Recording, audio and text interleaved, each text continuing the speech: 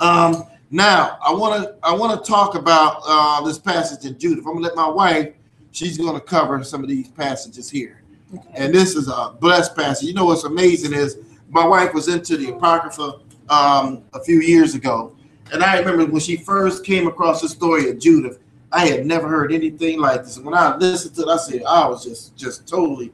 I'm telling you, the story of Judith is incredible. Mm-hmm. You know, I tell you, if you don't have an Apocrypha, you need to get one, and you need to read the story of Judith, mm-hmm. because it is an incredible story, and it tells you just how the spirit that the Most High put in this woman to be able to do this work that she was able to do that even the men weren't able to do at this time. So I want you to listen to this here.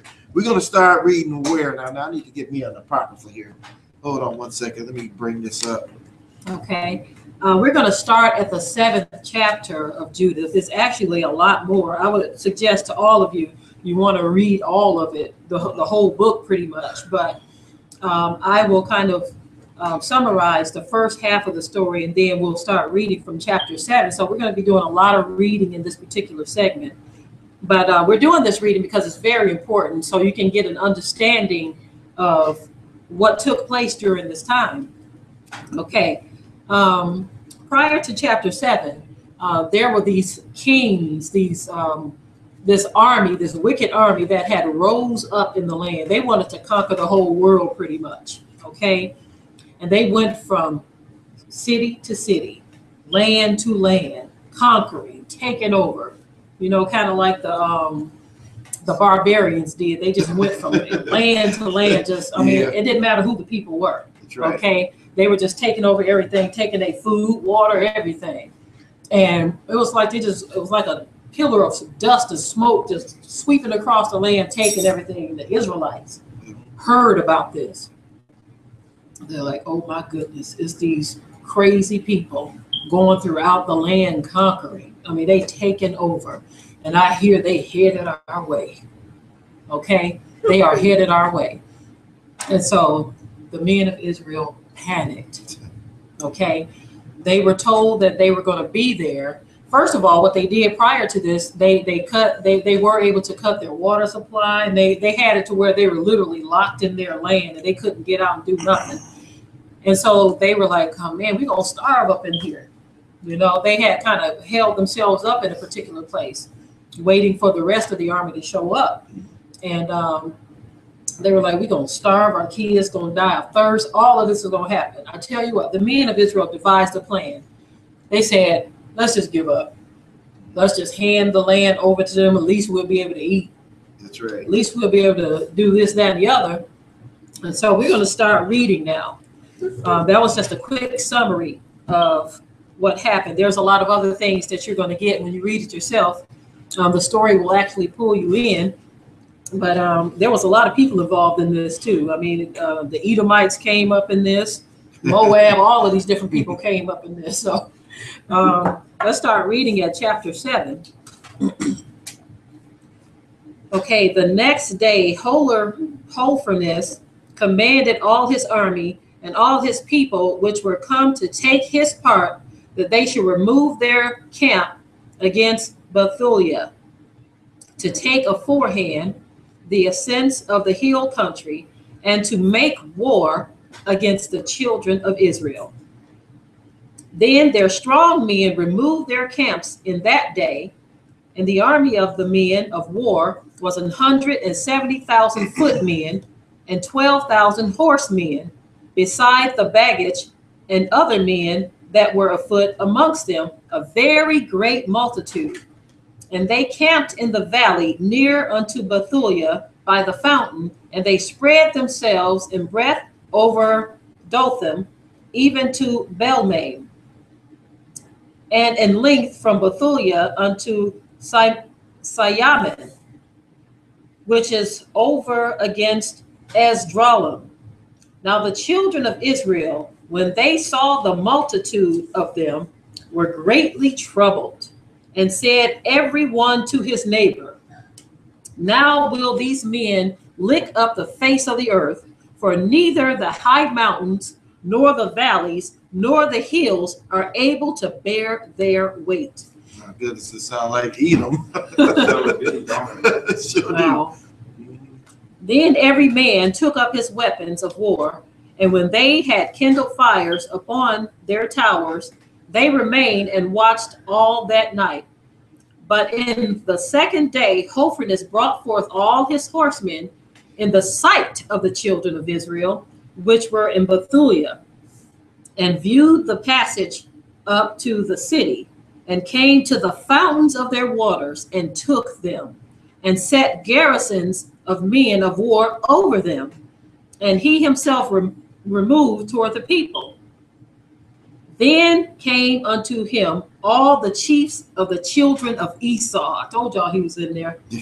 And all the governors of the people of Moab, and the captains of the seacoast, and said, let our Lord, this Lord being lowercase, let our master now hear a word, that there be not an overthrow in thine army. For this people of the children of Israel do not thrust in their spears, but in height of the mountains wherein they dwell, because it is not easy to come up to the tops of the mountains.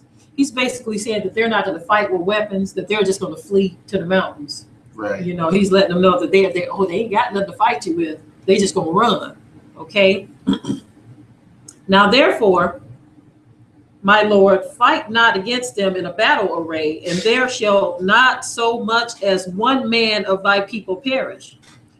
Remain in thy camp, and keep all the men of thine army, and let thy servants get into their hands and the fountains of water, which issueth forth of the foot of the mountain.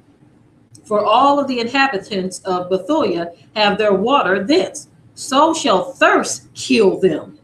And they shall give up their city, and we and our people shall go up to the tops of the mountains that are near, and will camp upon them to watch that none go out of the city. So basically they were saying, look, you ain't got to fight them. You ain't got to lose none of your men in this battle. Just let them die of thirst. The water famine, or the drought, or the lack of water is going to kill them. They're going to just give up their land. So you ain't even got to risk losing any of your men. So they had a battle plan that was going to basically force us to just give up. So they and their wives and their children shall be consumed with famine, and before the sword come against them, they shall be overthrown in the streets where they dwell. See, we have a history, y'all, of people always trying to overthrow us, always trying to outsmart us and outthink us. We have a history of this, even to this day. You know, it's amazing. It kind of remind me real quick. It kind of remind me of how the situations are in black communities. How they make things so horrible in black communities. That's right. And, you know, they funnel drugs right into black communities. They allow these foreigners to come in black communities and set up liquor shops on every corner, right? Yeah. And then you get all this stuff funneling in. Then guess what? Then the people in the community go out trying to get a job, can't get a job. Yeah. So then what do their youth turn to? Selling drugs, you see? Then they out there selling drugs, out there doing all kind of crooked stuff, trying to get money. There's war against each other and all this stuff. And then they all sit back there in control of this situation that they started in the city. And they sit back and they look at it and say, yep, it's working. It's working fine. You know, there was an episode, not to cut you off, Pretty, I want you to think there's an episode on Twilight Zone, where these aliens came down. They wanted to destroy mankind. So what they did was they started making people's lights going on and off and all these weird things. People like, your lights going on, you must be a witch. And they seen people were make a long story short, the whole town had literally just started killing and shooting everybody, right? And then the aliens, they set up there on the roof, right? And they looking down at these people, they say, see, that's all you have to do. Just flick on a few lights and just let their fear take over. Yeah. That is an excellent example of what we see here. And the same players in the game this day. Moab, Esau, all of these people are still doing the same thing. We will create the environment to which these people are going to be forced to do what we want them to do. Force it. And that's how they took our lands from. A lot of us had lands some 100 years ago more, and they force the situations on us. We just up and left them lands. They take them. You know. Okay, so we're going to pick back up at verse 15. Again, this is going to be a lot of reading just so you can get an understanding of what's going on here. That's right. Thus shall thou render them an evil reward, because they rebelled and met not thy person peaceably. And these words pleased Hophernes and all his servants, and he appointed to do as they had spoken. So the camp of the children of Ammon departed, and with them 5,000 of the Assyrians, and they pitched in the valley and took the waters and the fountains of the waters of the children of Israel. Then the children of Esau went up with the children of Ammon and camped in the hill country over against Dothan. And they sent some of them toward the south and toward the east over against Acrabel, which is near unto Chusai, that is upon the brook Mokmer. And the rest of the army of the Assyrians camped in the plain and covered the face of the whole land, and their tents and carriages were pitched to a very great multitude. Then the children of Israel cried unto Yah their Elohim, because their heart failed, for all their enemies had compassed them round about, and there was no way to escape from among them. Wow. I can imagine that did bring great fear on them. You look out, all you see is enemies every direction. That's right. I can imagine. Okay. So you got to know that it takes wisdom to get out of a situation like this. So we're going to keep on reading. Thus all the company of Asher remained about them, both their footmen, chariots, and horsemen, 34 days, so that all their vessels of water failed, all the inhabitants of Bethulia, and the cisterns were emptied, and they had not water to drink their fill for 1 day, for they gave them drink by measure. Therefore their young children were out of heart, and their women and young men fainted for thirst, and fell down in the streets of the city, and by the passages of the gates, and there was no longer any strength in them. Wow. Then all the people assembled to Ozias and to the chief of the city, both young men and women and children, and cried with a loud voice, and said before all the elders, Yah be judge between us and you, for ye have done us great injury, in that ye have not required peace of the children of Asher. For now we have no helper, but Yah hath sold us into their hands, that we should be thrown down before them, and with thirst and great destruction. Now therefore call them unto you, and deliver the whole city for a spoil to the people of Holofernes, and to all the army. In other words, this is the point in which they're giving up. They're saying, look, go tell the people we give up. We just gonna hand the city over to them. Wow. We can't do this no more. Okay. For it is better for us to be made a spoil unto them than to die for thirst. For we will be his servants, that our souls may live, and not see the death of our infants before our eyes, nor our wives, nor our children to die. We take to witness against you the heaven and the earth, and our Elohim, and Yah, and the master of our fathers, which punisheth us according to our sins, and the sins of our fathers, that he do not according as we have said this day. Then there was great weeping with one consent in the midst of the assembly, and they cried unto Yah with a loud voice. Then said Ozias to them, Brethren, be of good courage. Let us yet endure 5 days, in which space Yah our Elohim may turn his mercy toward us, for he will not forsake us utterly. And if these days pass, and there come no help unto us, I will do according to your words. In other words, if the Most High don't do something in 5 days, we'll just give up. We'll just throw in the towel. Okay. And he dispersed the people, every one to their own charge. And they went unto the walls and towers of their city, and sent the women and children into their houses, and they were very low brought in the city.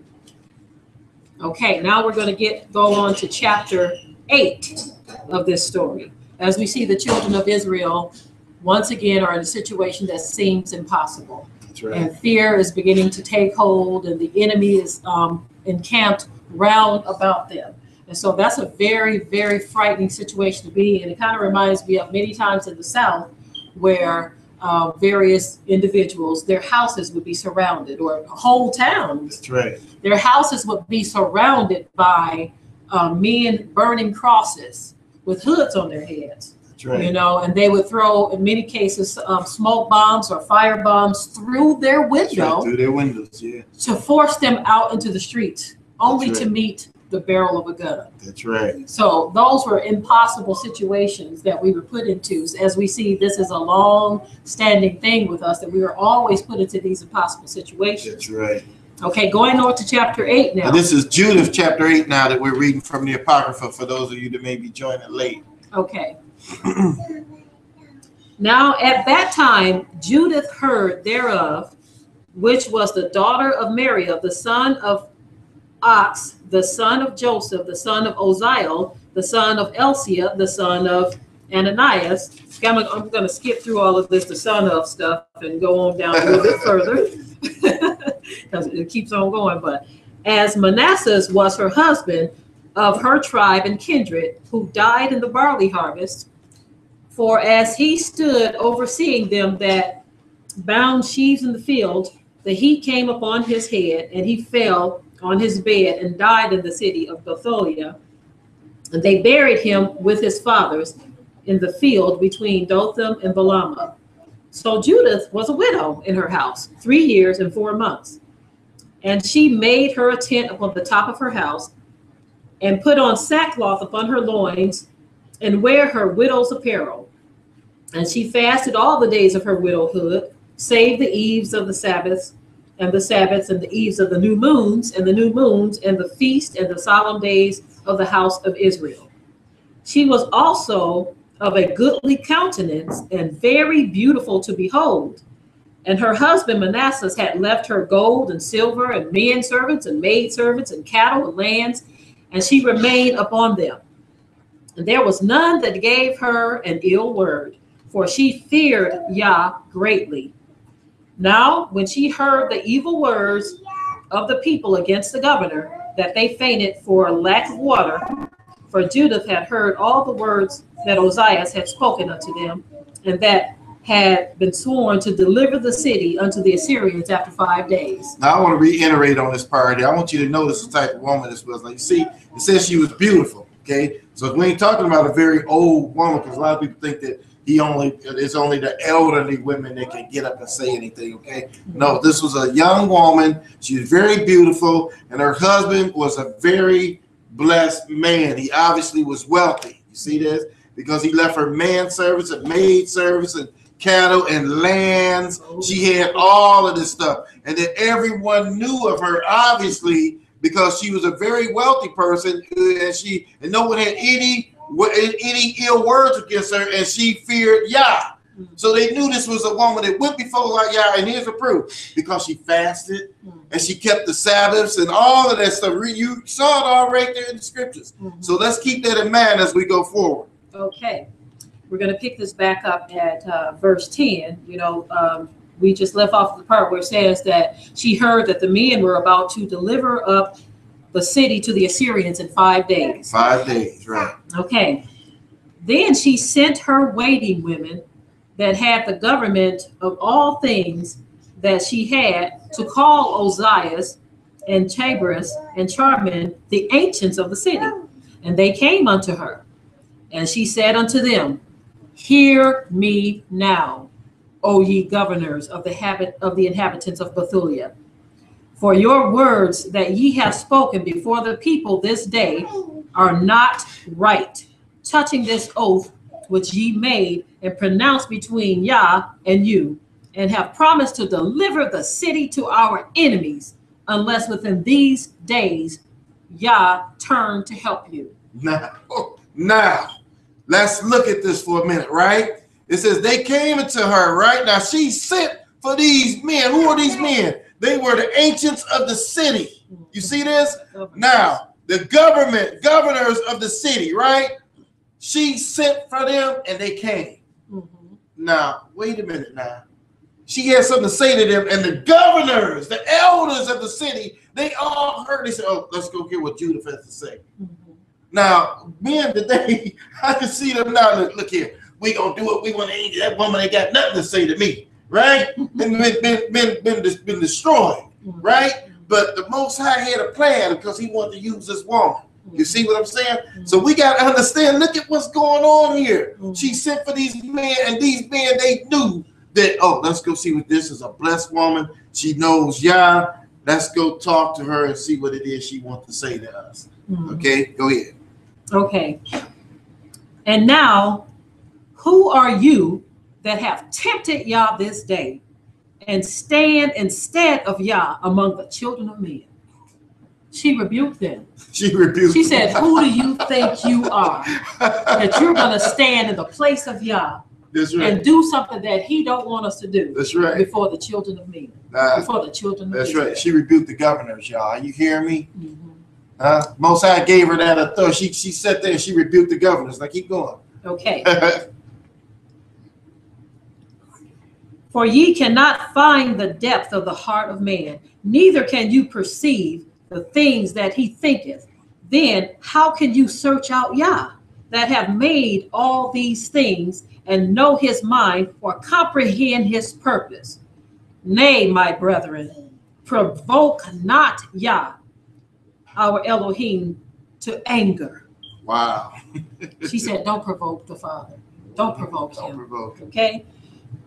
For if He will not help us within these 5 days, He hath power to defend us when He will, even every day, or to destroy us before our enemies. If He want to help us or destroy us, it's within His power to do so. Within His power, that's right. Okay.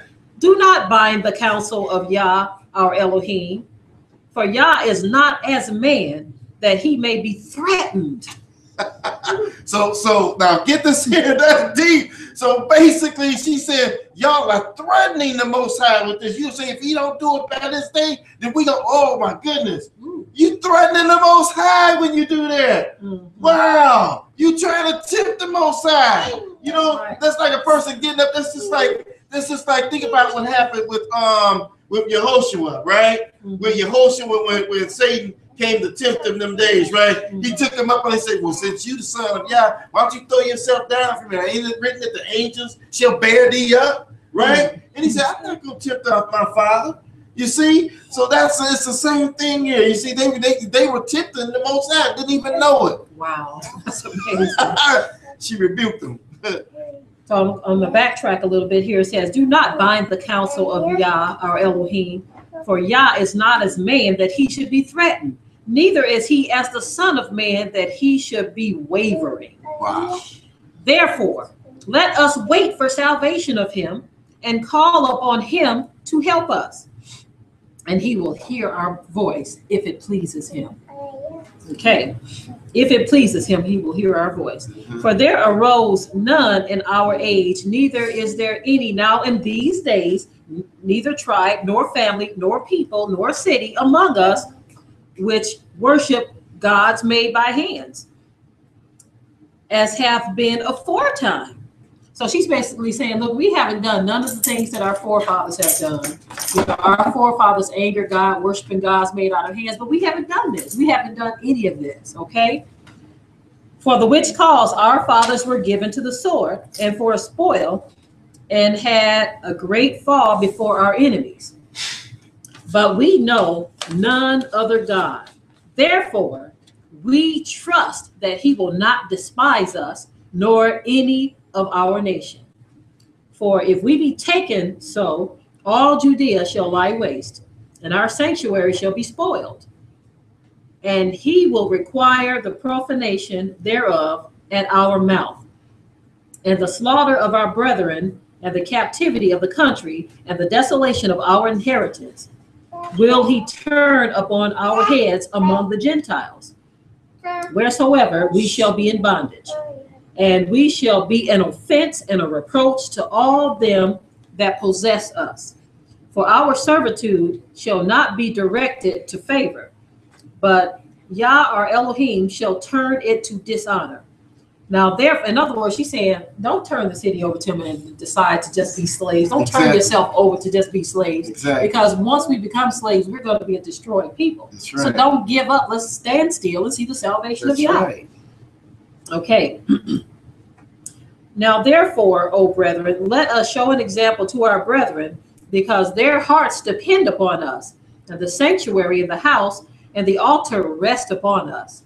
Moreover, let us give thanks to Yah our Elohim, which trieth us, even as he did our fathers. He's testing us, y'all. Yeah. This is a test to see if we shall pass, or if we're going to do what our forefathers did, or we're going to relent to the enemy and decide to serve their gods and do as they say do. Okay. Remember what things he did to Abraham and how he tried Isaac, and what happened to Jacob in Mesopotamia of Syria when he kept the sheep of Laban, his mother's brother. For he hath not tried us in the fire, and he did them for the examination of their hearts. Neither shall he taken vengeance on us, but Yah doth scourge them that come near unto us to admonish us.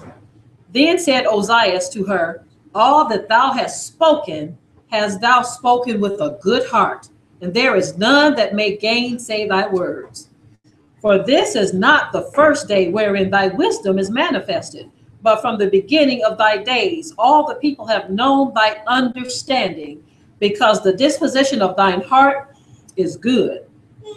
But the people were very thirsty, and compelled us to do unto them as we have spoken, and to bring an oath upon ourselves, which we will not break.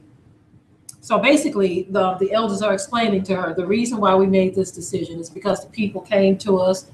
They were thirsty, they were hungry, and they were saying, look, we can't go any longer. So they caused us to make this oath to do this thing that we have decided to do. That's right. Okay. So now, therefore now pray thou for us. They're talking back to Judith. They're saying, therefore now pray for us, because thou art a godly woman, and Yah will send us rain to fill our cisterns, and we shall not faint no more. Then said Judith unto them, hear me, and I will do a thing which shall go throughout all generations to the children of our nations. So basically, she's saying my story is going to be told throughout all of our generations. That's what we're talking about it today. She's saying y'all going to hear about me in the future. In the future. Our people are going to be talking about me. And here we're more than 2,000 years later. Here we are talking about. We're talking about our sister Judith, because she showed a power and an authority that the Most High laid and impressed upon her, that we may hear this in this day and time. That's right. Hallelujah for our sister. Hallelujah. Okay. Ye shall stand this night in the gate, and I will go forth with my waiting woman. And within the days that ye have promised to deliver the city to our enemies, Yah will visit Israel by my hands. Hallelujah. But inquire not of mine act, for I will not declare it unto you till this thing be finished that I do. Wow. In other words, she said, don't ask me what I'm about to do. Ain't none of your business. It ain't none of your business what I'm about to do. Don't even inquire of me until I have finished this thing, until this thing that I have decided to do shall be finished. Okay.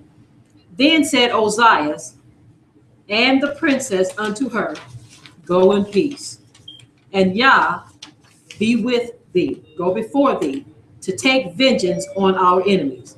So they returned from the tent and went their way. You want to expound on that a little? Okay. Where were you? Okay. I was trying to write a message to one of the kids. Oh, okay. Well, it was basically talking about how Judith said that we're going to go and we're going to go before the Father with this. Okay, we're not going to do this thing that you have purpose to do. And so we're going to go before the Father with this, and we're not going to turn the city over. I'm going to go ahead and read a little bit more. We have a little one crying back there, so you all bear with us for a moment. But I'm going to continue reading until Aliyah decides she wants to behave herself. She's rejoining us. Okay. Okay. Then Judith fell upon her face. This is when our sister's about to go in prayer before the Most High, okay, to deal with this issue that is upon us. Then Judith fell upon her face and put ashes upon her head and uncovered the sackcloth wherewith she was clothed. And about the time of the incense of the evening was offered in Jerusalem in the house of Yah, Judith cried with a loud voice and said, O Yah, Elohim of our father Simeon, to whom thou gavest the sword to take vengeance of the strangers who loosened the girdle of a maid to defile her, and discovered the thigh to her shame, and polluted her virginity to her reproach. For thou saidest, it shall not be so, and yet they did so.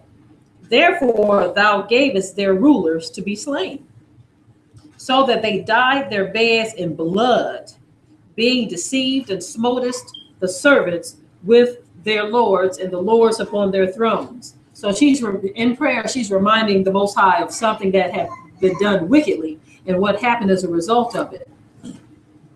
And has given their wives for a prey, and their daughters to be captives, and their spoils to be divided among the dear children, which were moved with thy zeal, and abhorred the pollution of their blood, and called upon thee for aid.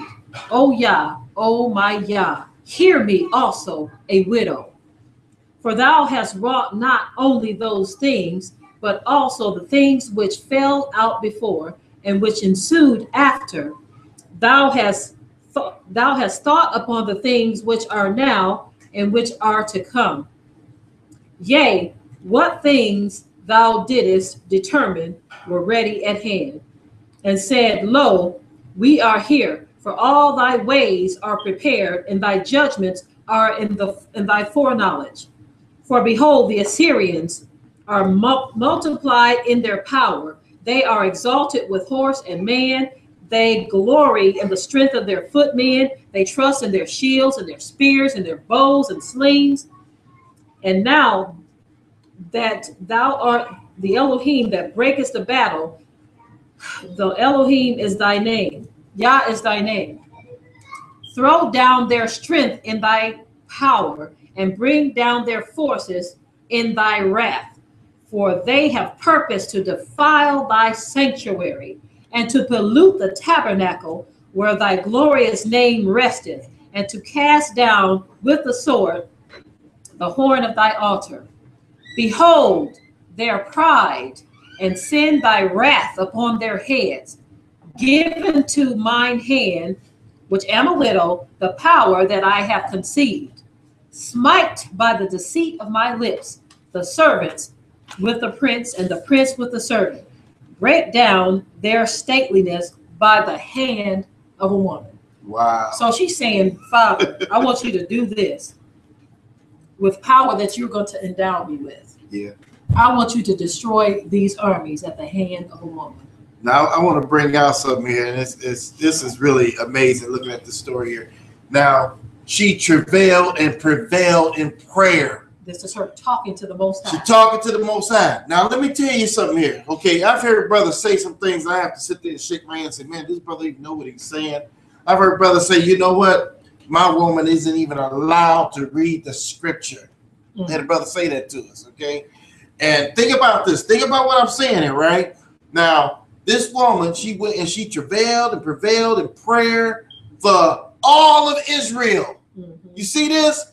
And when she prayed to the Most High, she knew how to pray because she knew what to say to the Most High, because she said, Most High, look, they're going to defile your altars, Father Yah. These wicked, uncircumcised people are going to come in your temples, in your place, in our places of worship, and they're going to defile everything, Father Yah. So she brought it, all these words to the Most High. So now we got to understand that a woman does have a place in prayer and teaching and coming forth and speaking. You okay? Because the men of Israel, when they heard this woman, when she came to them, she said, now y'all, I'm going to go and I'm going to do this thing, and y'all hear from me tomorrow. Think about that. She actually told me, y'all will hear from me tomorrow. I mean, my goodness, y'all, this is showing you right here how powerful it can be when the Most High move upon a person, whether it be a woman or a man, that he can move upon a person because he heard her prayer. That's right. He heard it, and we're going to show you the rest that she's about to read now. Okay.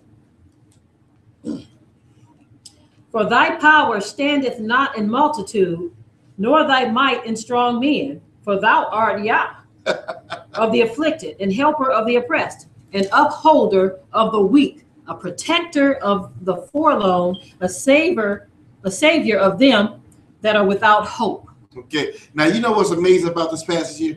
Why does she say this here? She said, for thy power standeth not in the multitude of thy might, nor thy might in strong men. Why does she say strong men? Because she wanted to say to the Most High, I know I'm just a woman. And I know that men are usually going about doing all these things, right? But I know that you can put your might upon me. You know, that you can do this mighty work through me, and I can go forth and do what I need to do. Okay? So she was actually bringing that to the Father, just letting him know, Father, we know it's by your power that we can do. And one thing I learned about the Most High, I'm going to share this with you, okay? I'm going to tell you something, okay? He likes to use the simple things to confound the wise. Yes. He's always done it. Why do you think he chose David, the smallest and the weakest, to go against who? Goliath. He always do that. Why? Because he's going to get glory. Because men going to look at Judith. He knew men were going to look at Judith. They going to say, that was the Most High. Exactly. It wasn't like Judith was some big giant woman walking around like a cop or something, you know. She wasn't no 7 foot tall woman walking around. She was a pretty petite woman. So the Most High said, I'm gonna use this petite, pretty woman, and she gonna do this mighty work like David slaying Goliath. Yes, this is how the Most He loves doing things like this. Yes. He loves it in our life. He's done things for us. When people would sit there and they would look and say like, Eric and Tamiko, they did what? That's not my name no more. yeah. Deborah and Yahoo, that was our old name, you know. But yeah, and I'm telling you right now, the Most High, he loves doing that. Okay, this and she knew it. Yeah, she knew it. That's why our sister said my story is going to be told throughout the generation. Yeah. That I'm going to wow my people. My people are going to be so proud of me. And yes, we are, sister. Yeah, that's right. Yes, okay. She says, I pray thee, O Yah of my fathers, and Yah of the inheritance of Israel. Yah of the heavens and earth, creator of the waters, king of every creature, hear thou my prayer, and make my speech and to deceit be the wound and the stripe, who have purposed cruel things against thy covenant and thy hallowed house, and against the top of Zion, and against the house of the possession of thy children. And make every nation and tribe to acknowledge that thou art Elohim of all power and might, and that there is none other that protecteth the people of Israel but thou. Now after that she had ceased to cry unto Yah of Israel, and had made an end of all these words. This means she's coming out of prayer now. She's about to put the plan into action now.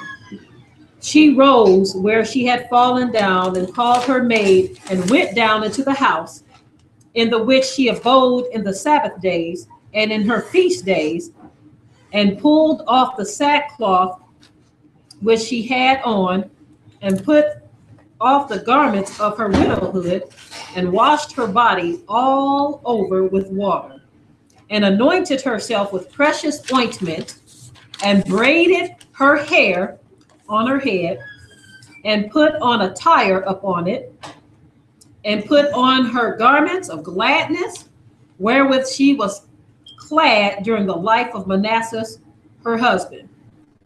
And she took sandals upon her feet, and put on her bracelets and her chains and her rings and her earrings and all her ornaments, and decked herself bravely to allure the eyes of all men that should see her. Then she gave her maid a bottle of wine and a cruse of oil, and filled a bag with parched corn and lumps of figs and with fine bread. So she folded all those things together and laid them upon her. And they went forth to the gate of the city of Bethulia, and found standing there Ozias and the ancients of the city, Chabras and Charming. And when they saw her, that her countenance was altered, and her apparel was changed, they wondered at her beauty very greatly, and said unto her, the Elohim of our fathers, give thee favor, and accomplish thine enterprises to the glory of the children of Israel, and to the exaltation of Jerusalem. Then they worshipped Yah. And she came unto them, command the gates of the city to be opened unto me, that I may go forth to accomplish the thing whereof ye have spoken with me. So they commanded the young men to open unto her, and as she had spoken. And when they had done so, Judith went out, she and her maid with her, and the men of the city looked after her until she was gone down the mountain, until she passed the valley, and could see her no more. Thus they went straight forth in the valley, and the first watch of the Assyrians met her. Okay, so now she's getting closer. She done got out of the sight of the men of Israel. And now the people of Assyria, they see her and her maid in the distance approaching them. Okay, and took her and asked her, of what people art thou? And whence comest thou? And whither goest thou? And she said, I am a woman of the Hebrews. I am fled from them, for they shall be given you to be consumed. I want to talk about that for a minute. Go ahead. Okay. I knew what you were going to say. Listen. This is a righteous woman of Israel. Yep. Okay. These people asked her a question. Where did you come from? Who are you? What people are you from? Yeah. And she said, I'm a Hebrew woman. Yeah. And they are going to be, they're going to be given to you to be consumed. Okay. Uh-huh. They're going to turn themselves over to you. Uh-huh. Was that the truth? Nope. So most of you today would say, this woman lied. She's unrighteous. Oh, she going to hell. She done told her. Yeah, see? Mm-hmm. Kind of reminds me of Abraham, our father Abraham, y'all. Yeah. When the Egyptians found out that Sarah was his wife, he had told them that was his sister. That's right. You know, because he said, if you knew this was my wife, then you might have killed me to take her. Right. You know, so was that a lie? See that? Yeah. Isn't that something? Mm-hmm. That is one for some It's of called you. being smart. They were using wisdom. Yeah. Okay, they were using wisdom in that particular situation. That's right. And at some point, we can do a more in-depth study on that so that you all can understand what took place. But these were righteous people Yeah, she's who were righteous. coming up against an enemy. That's right. And this is what she had to do in order to, you know, gain their confidence and their trust in her plan. In order to do what the Most High sent her to do. And what he sent her to do. Absolutely. That's right. Absolutely. Keep on going. Okay. Let me find my place. Okay. 12. I think it's 12. Okay. And took her and asked her, okay, 12. So let's go to 13, verse 13. And I am coming before Hophernes, the chief captain of your army, to declare words of truth. And I will show him a way whereby he shall go and win all the country, the hill country, without losing the body of life of any of his men. Now, there it is again. Huh? Mm-hmm. She said, I got words of truth for y'all captain. And show him, I'm going to show him how he can go and just win this whole battle. and not lose one of his men. That's right. I'm going to show y'all. Just listen to me. Okay. Now, when the men heard her words and beheld her countenance, they wondered greatly at her beauty and said unto her, Thou hast saved thy life, and that thou hast hastened to come down to the presence of our chief or our master. Now therefore come to his tent, and some of us shall conduct thee, until they have delivered thee into his hands. And when thou standest before him, be not afraid in thine heart, but show unto him according to thy word, and he will entreat thee well. Then they chose out of them 100 men to accompany her and her maid, that they brought her to the tent of Holofernes. Then was there a concourse throughout all the camp, for her coming was noised among the tents, and they came about her, and she stood without the tent of Holofernes, till they told him of her.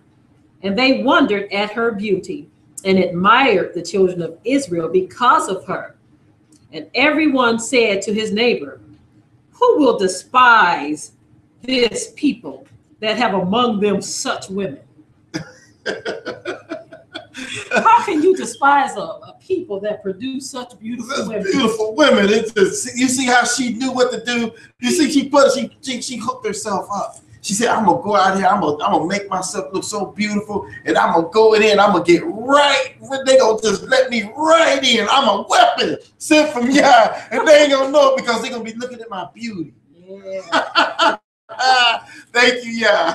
Get the message here. Okay. That's right. It says, surely it is not good that one man of them be left, who being let go might deceive the whole earth. And they said, lay near Holofernes, went out, and all his servants, and they brought her into the tent. Now Holofernes rested upon his bed under a canopy, which was woven with purple and gold and emeralds and precious stones. So they showed him of her, and he came out before his tent with silver lamps going before him. And when Judith was come before him and his servants, they all marveled at the beauty of her countenance. And she fell down upon her face and did reverence unto him, as his servants took her up. Okay, now we're going to go to chapter 11. We don't have too much more to read. We're just trying It's not too much more, but we want you to really get the full feel of what's going on here. And you know what's amazing? She even, you know what's amazing? When she came before him, look what she do. She fall all out on the grill. when she was a weapon. Mm-hmm. You see how she humbled herself and fell all out like a poor servant, and knowing what was in her heart was going to take place. Knowing what the Most High had put in her heart. Yeah, he put this whole plan. He told her what to do. That's right. And we're going to see this powerful story carried out, which is going to be shared throughout the generations. That's Hallelujah. Right. Hallelujah. Okay. Then said Holofernes unto her, woman, be of good comfort. Fear not in thine heart, for I will never hurt anything that was willing to serve Nebuchadnezzar, the king of all the earth. Now therefore, if thy people that dwelleth in the mountains have not set light by me, I would not have lifted up my spear against them. But they have done these things to themselves. In other words, it's their fault. They are the ones who caused us to come against them, because they shouldn't have turned against what we wanted to do. That's so right. You brought it on yourself. We hear that a lot today too. Yeah, you brought it on it's your yourself. fault, like the little 12-year-old boy. He brought his death on himself. That's you know right. what I'm saying? So right. As you see, our enemies were always saying this thing. If we attack you, if we come against you, it's your fault. You should have just surrendered. Yeah. Okay, let's keep reading. But now tell me, wherefore thou art fled from them and art come unto us? For thou art come for safeguard, but be of good comfort. Thou shalt live this night and hereafter. For none shall hurt thee, but entreat thee well, as they do the servants of King Nebuchadnezzar, my master. Then Judith said unto him, receive the words of thy servant, and suffer thine handmaid to speak in thy presence. And I will declare no lie to my master this night. You hear that? She said, let me speak, and I won't declare a lie before you. The words that I'm going to speak, they're truthful. Uh-huh. Ain't that something? Hallelujah. Okay. And if thou wilt follow the words of thine handmaid, Yah will bring the things perfectly to pass by thee, and my master shall not fail of his purpose. In other words, she's telling them the Most High will bless you. You know, he'll bless you if you just listen to me. Okay. And Nebuchadnezzar, king of all the earth, liveth, and his power liveth, who hath sent thee for the upholding of every living thing.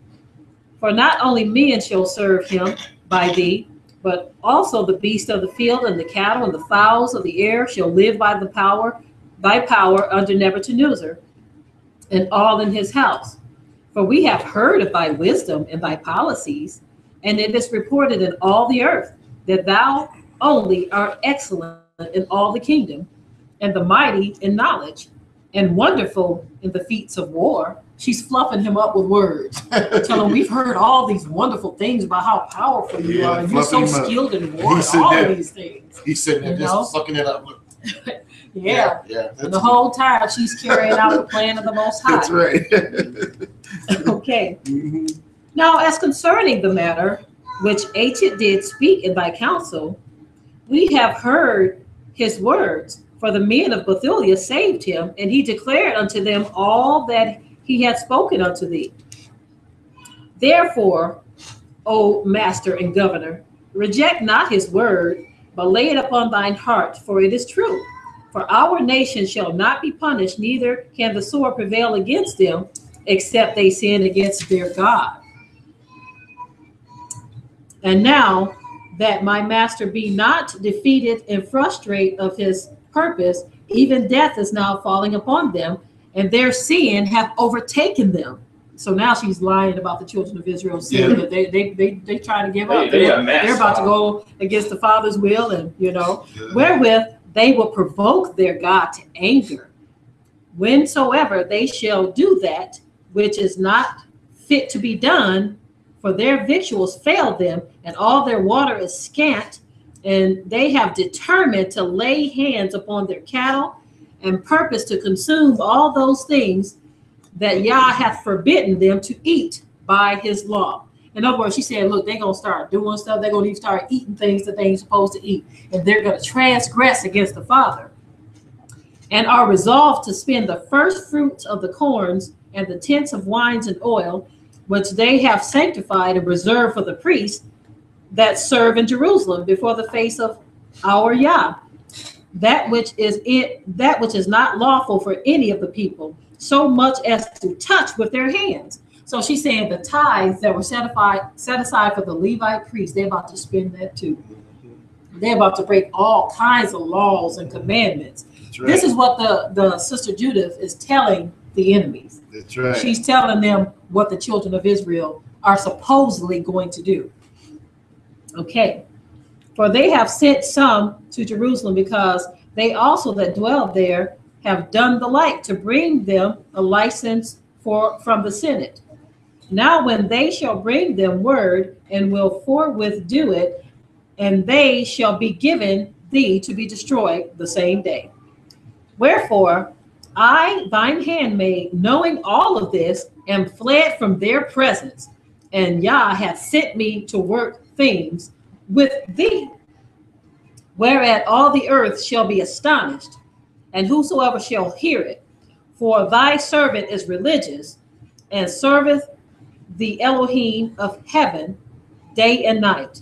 Now therefore, my master, I will remain with thee, and thy servant will go out by night into the valley, and I will pray unto Yah, and he will tell me when they have committed their sins. And I will come and shew it unto thee. Then thou shalt go forth with all thine army, and there shall be none of them that shall resist thee. And I will lead thee through the midst of Judea until thou come before Jerusalem. And I will set thy throne in the midst thereof, and thou shalt drive them as sheep that have no shepherd, and a dog shall not so much as open his mouth at thee. Boy, did she fluff up a story for that dude. Yes, she did. Yes, she did. That's right. For these things were, and they were declared unto me, and I am sent to tell you. Then her words pleased Hophernes and all his servants, and they marveled at her wisdom and said, there is not such a woman from one end of the earth to the other, both for beauty of face and wisdom of words. Likewise, Hophernes said unto her, God hath done well to send thee before the people, that strength might be in our hands, and destruction upon them that lightly regard my master.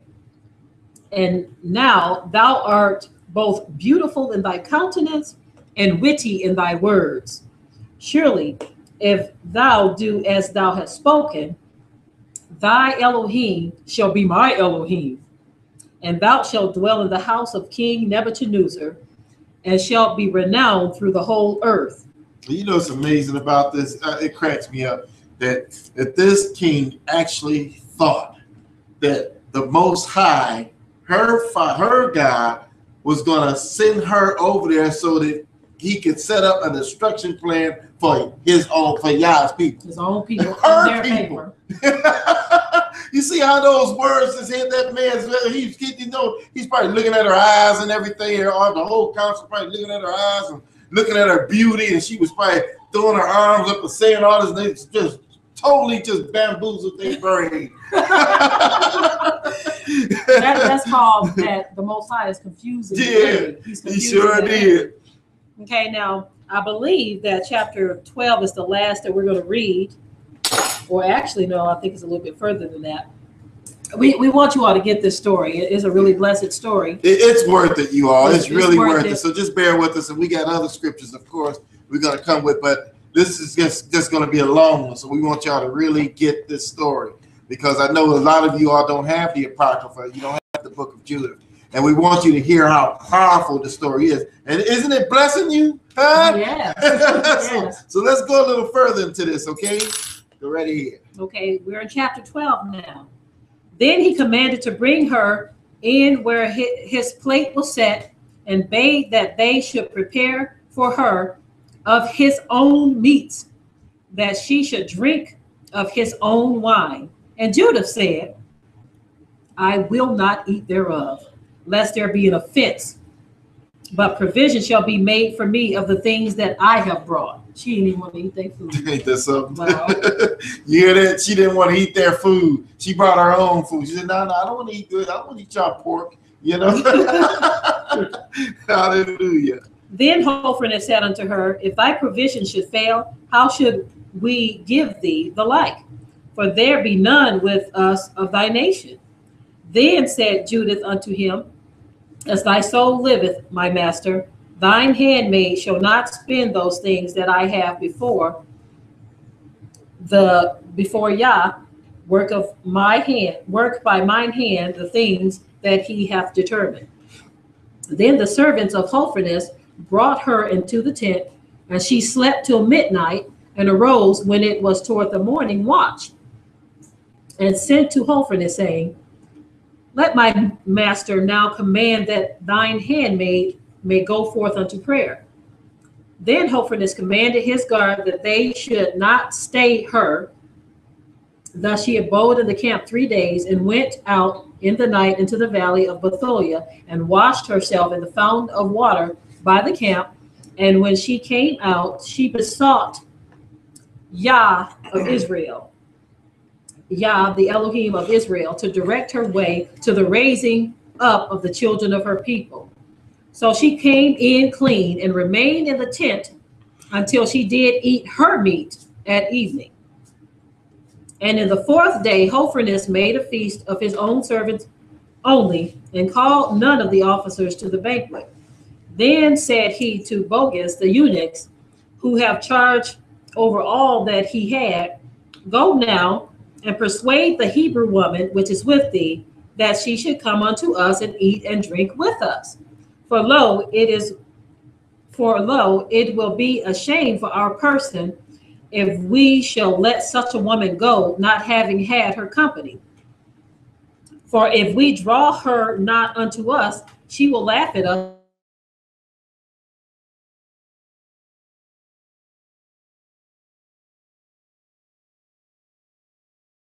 Said, let not this fair damsel fear to come to my master, and to be honored in his presence, and to drink wine, and to be merry with us, and be made this day as one of the daughters of the Assyrians, which serve in the house of Nebuchadnezzar. Then said Judith unto them, Who am I now, that I should gainsay my master? Surely whatsoever pleaseth him, I will do speedily, and it shall be my joy unto the day of my death. So she arose and decked herself with her apparel, and all her woman's attire, and her maid went and laid soft skins on the ground for her over against Hophernes, which she had received of Boaz, and her daily use, that she might sit and eat upon them. Now when Judith came in and sat down, Hophernes, his heart was ravished with her, and his mind was moved, and he desired greatly her company, for he waited a time to deceive her from the day that he had seen her.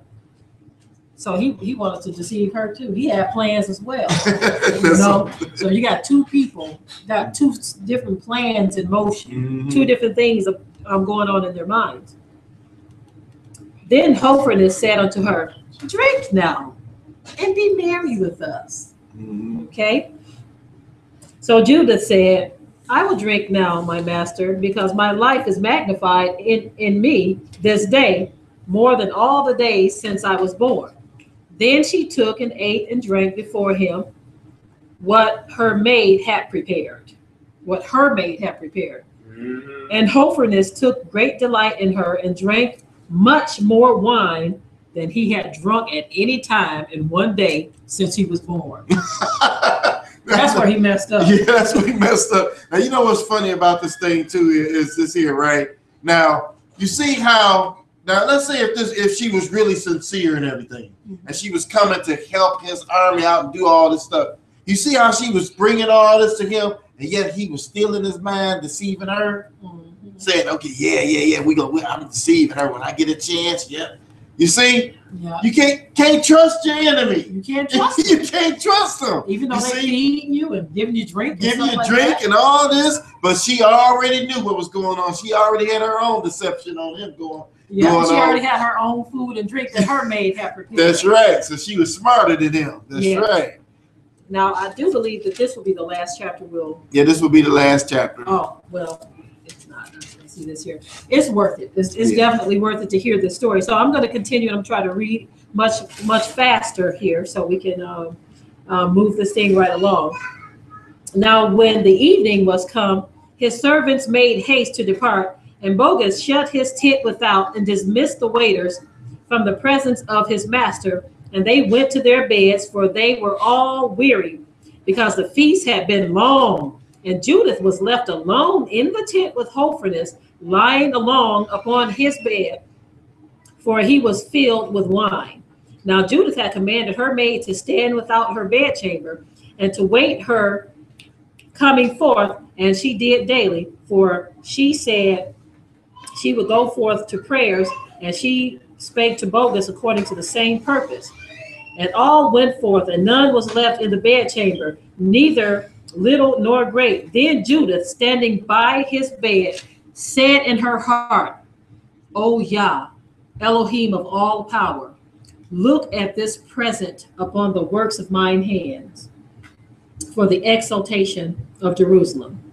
For now it is time to help thine inheritance, and to execute mine enterprises to the destruction of the enemies which are risen up against us. So this man, he's laying in his bed. He drunk because he drank more than he ever drank before since he was born. And Judith is standing there, and she's praying. She said, Father, it's time. Wow. It's time. She's standing there praying before the Father because she knows this man is drunk out his mind at this point. Yeah. So he's not going to hear. That's why she asks of everybody else, can y'all just go somewhere now? Because she didn't want them to hear her praying. So I'm going to keep on reading here.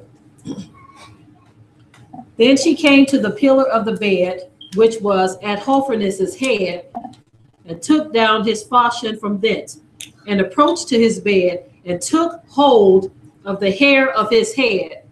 Here we go, y'all. Here we go. She took hold of the hair of his head and said, strengthen me, O Yah, Elohim of Israel, this day. And she smote twice up on his neck with all her might and took away his head from him. Do you hear that? She took away his head from him. She cut that man's head clean off of his shoulders. See, he had other plans, but Judith was like, I don't think so. This was a righteous woman. She said, I don't think so. And she was sent by Yah to do this. And at the moment that she needed that strength, she prayed. She said, Father, give me the strength to take this man's head off of his shoulders. Okay, let's keep on reading. And tumbled his body down from the bed and pulled down the canopy from the pillars. And anon, after she went forth and gave Hophernes his head to her maid, and she put it in her bag of meat. She put his head in her bag. You know, it cracks me up. It says she tumbled his body down to the earth and just went, wham! You threw that man's body down on the earth. That is really funny to me. Yeah, So she dragged his dead body off the bed, took his head and put it in her purse. Of meat? In her purse of meat. Gave it to her handmaid. Hallelujah. Go on, Sister Judith. Okay. Yeah. Okay. Let me find my space again. Where was I? Okay. And she put it in her bag of meat. So they twine went together according to their custom unto prayer. And when they passed the camp, they compassed the valley, and they went up the mountains of Bethulia and came to the gates thereof. Then said Judith afar off to the watchman of the gate, open, open now the gate. Yah, even Yah is with us to show his power yet in Jerusalem and his forces against the enemies. And he hath even done this day. Now when the men of her city, talking about the men of Israel, heard her voice, they made haste to go down to the gate of their city, and they called the elders of the city. And then they ran all together, both small and great, for it was strange unto them that she was come. And they opened the gate and received them, and made a fire for a light, and stood round about them. Then she said unto them with a loud voice, praise, praise Yah, I say, for he hath not taken away his mercy from the house of Israel, but hath destroyed our enemies by my hands this night. Now I want to elaborate on this real quickly here. Now, look at this now. Now, when the men of the city heard her voice, they all did what? They made haste to go down to the gate of the city, right? And all the elders of the city called them. They called y'all, Judith is back. Judith. Now, imagine the brothers today would have been like, Judith back? I don't want to hear nothing that woman got to say. Let a man come and tell me. I don't want to hear nothing she got to do. Man, God got to say something to me. Then he better send a man. Well, you would have been slaughtered then. You would have been slaughtered. You would have been slaughtered back then. See? Yeah. Wow. Go ahead. Okay, verse 15. Now she took the head out of the bag. I need a head, y'all. And showed the head of Hophernes, the chief captain of the army of Ashur. And behold, the canopy wherein he did lie in his drunkenness, and the Yah have smitten him by the hand of a woman. She held his head up for the men of Israel. Yeah. So here it is, y'all. I got it. Here it is. Okay. And the Most High did this by the hand of a woman. Notice she kept making a point that he's going to do all of this by the hand of a woman. The hand of a woman. Why?